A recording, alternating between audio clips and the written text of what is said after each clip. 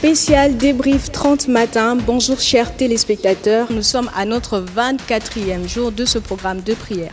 Nous avons été enseignés par le pasteur Kali Kassinda, responsable de l'église Parole Éternelle, sous le faux raisonnement « Leur Dieu est un Dieu de montagne », en s'appuyant sur le verset de 1 Roi 20 à partir du 13e verset.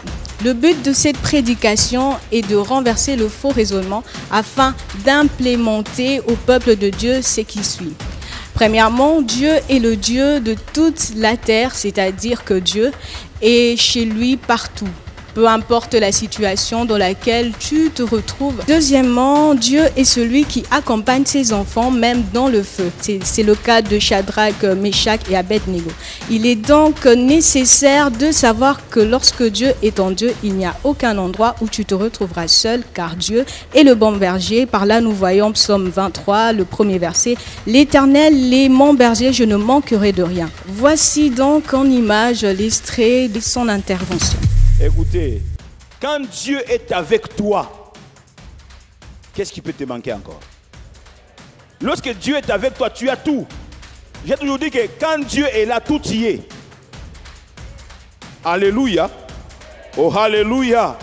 Sachez que quel que soit le nom de votre vallée, vous pouvez être certain que le bon berger, le berger de nos âmes, sera avec vous. Aujourd'hui, particulièrement, nous recevons sur notre plateau le pasteur Israël Wawina, à qui nous disons bonjour pasteur. Bonjour ma sœur Océane. Comment vous allez pasteur? Je vais très très bien. Alors pasteur, vous êtes précisément pasteur assistant à l'église La Compassion. Alors, pouvez-vous nous raconter votre parcours et votre rencontre avec le pasteur Marcelo jusqu'à nos jours? Ah ok. En fait, j'ai quand même un long parcours. J'ai rencontré le Seigneur très jeune, je crois que j'avais 13 ans. Et à ce jour, j'ai pratiquement 31 ans de vie chrétienne, de marche avec le Seigneur. Je suis allé d'une église à l'autre, cherchant la vérité. Et en fin 2013, c'est à ce moment-là que j'ai commencé à écouter, à regarder les émissions. Je voyais, c'était une émission qui passait à l'époque sur Canal Kin, et c'est là que je découvre en fait le pasteur Marcelo. C'était lors d'une émission, et j'ai commencé un peu à écouter ses prédications. Je dis mais comment il prêche? Il avait une façon de faire que je n'avais pas trouvé chez un autre prédicateur. Et je commençais à le suivre, et même il y avait une émission qui passait à la radio à l'époque, Parole Éternelle, et je commençais chaque vendredi 9h, et je commençais à le suivre jusqu'au jour où j'ai pris la décision en début 2014, je crois que c'était Alpha 40, 2014, j'ai pris la décision de venir moi-même à la 2e rue, Limité, et c'est là que j'ai rencontré le pasteur Marcelo. Donc c'était en début 2014 que j'ai rencontré le pasteur Marcelo. Merci pasteur. Alors pasteur, comme vous le savez, nous exploitons le thème de faux raisonnement. Oui. Alors selon vous, c'est quoi le faux raisonnement? Selon moi, d'abord un raisonnement, c'est une argumentation, okay, pour convaincre. Argumentation pour convaincre. Alors le faux raisonnement, c'est une fausse argumentation. Et ça convainc aussi. Parce que moi, j'ai commis beaucoup d'erreurs à cause des fausses argumentations qui ont été implantées dans mon esprit et qui m'ont conduit vraiment à faire beaucoup de choses que je ne voulais pas. Donc pour moi, les faux raisonnements, c'est une fausse argumentation qui conduit à convaincre quelqu'un dans le mal, dans le faux. Voilà. Donc le faux raisonnement est une fausse argumentation. Et donc pasteur, vous êtes pasteur assistant, oui. Vous recevez des gens. Alors quels sont les faux raisonnements que vous avez pu remarquer autour de gens qui vivent avec vous? Wow, pas mal hein, de faux raisonnements que j'ai pu remarquer autour de moi. En fait, les gens pensent que pour être près du pasteur, par exemple, c'est un exemple que je donne, qu'il faut le connaître, il faut être de sa famille. Moi, je suis venu à l'église La Compassion, je m'étais derrière, on ne me connaissait pas. Et puis après quelques temps, j'ai été choisi pour conduire un département, des partenaires spirituels à l'époque. C'est vrai, le pasteur, en tant que président d'un département, il pouvait me connaître, on tenait des réunions, mais rien n'envisageait que je sois aujourd'hui ce que je suis aujourd'hui à ses côtés.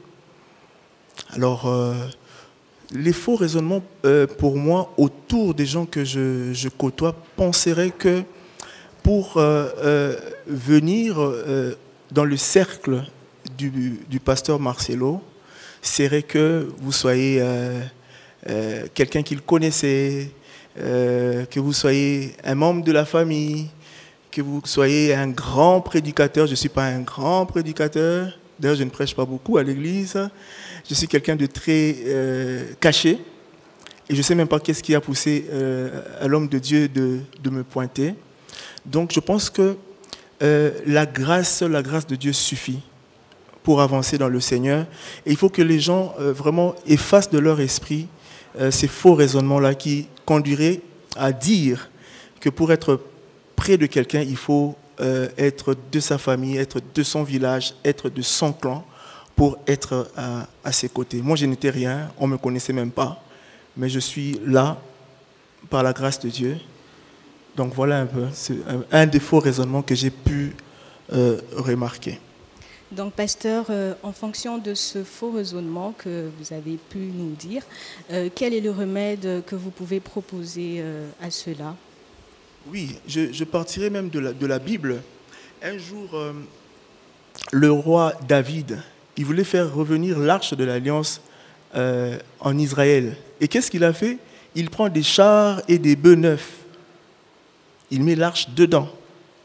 Et ça, c'était un faux raisonnement. Je ne sais pas là où il avait eu ça. Alors que Dieu disait, pour que l'arche soit transportée, il fallait les Lévites. Vous voyez?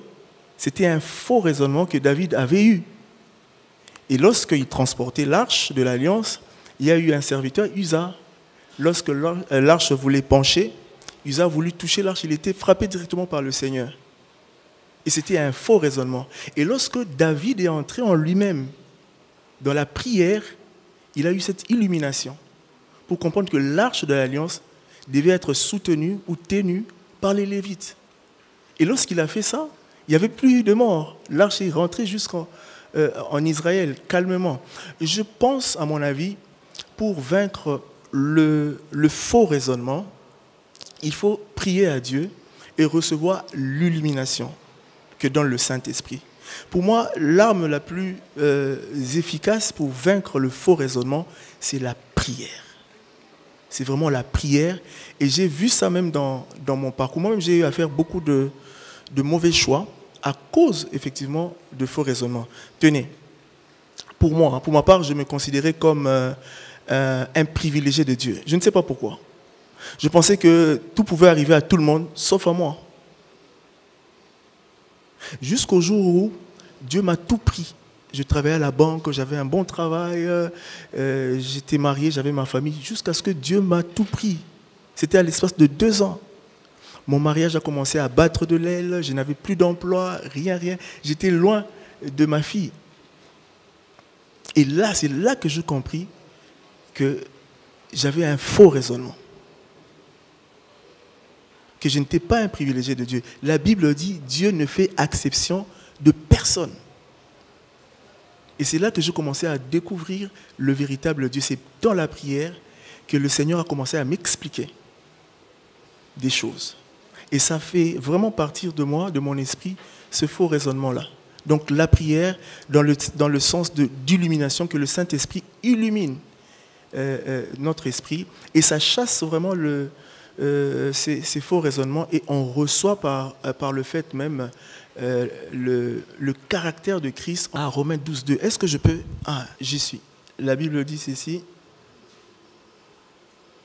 Je vous exhorte donc, frères, par les compassions de Dieu, à offrir vos corps comme un sacrifice vivant, saint, agréable à Dieu, ce qui sera de votre part un culte raisonnable. C'est le verset 2 qui m'intéresse.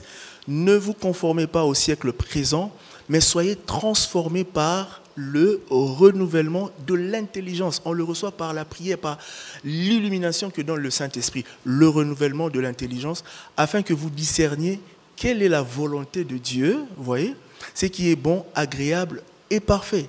C'est le travail que fait le Saint-Esprit. L'illumination, lorsque elle vient dans notre esprit, ça nous permet véritablement d'être renouvelés dans notre intelligence. Et là, on peut entrer et comprendre la volonté de Dieu par rapport à notre vie, par rapport à notre destinée. Amen, voilà. Pasteur. Et donc, la prière est l'arme pour combattre le faux raisonnement. Nous tendons déjà vers la fin. Pasteur, pouvez-vous adresser une prière à ceux-là, en faveur de ceux qui sont encore dans le faux raisonnement et qui ont cette volonté-là de pouvoir en sortir? Okay. Oui, on va prier le Seigneur. Père, je prie pour un homme, je prie pour une femme qui se retrouve dans des faux raisonnements, dans des fausses argumentations et qui le poussent à être faux ou qui la poussent à être fausse.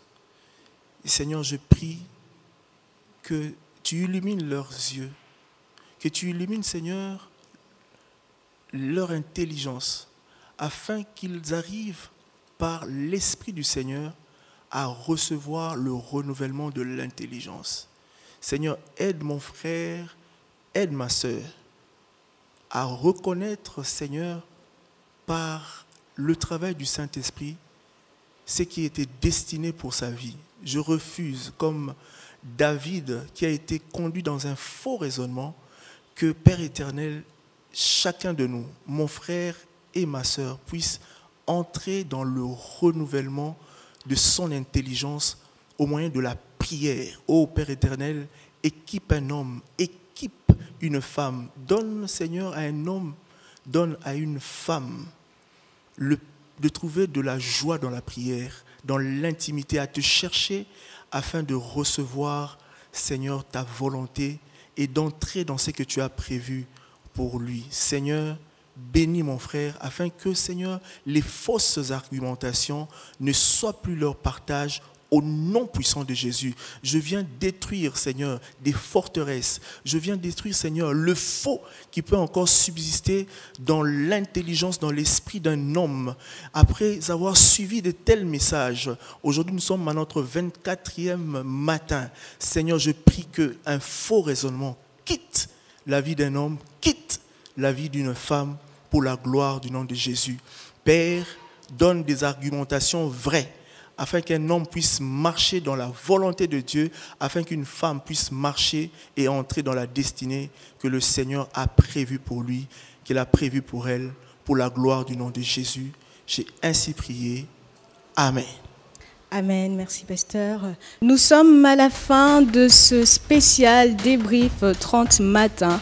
Nous disons merci au pasteur Israël de nous avoir honorés par votre présence. Je vous en prie. Mais également merci à vous de nous avoir suivis.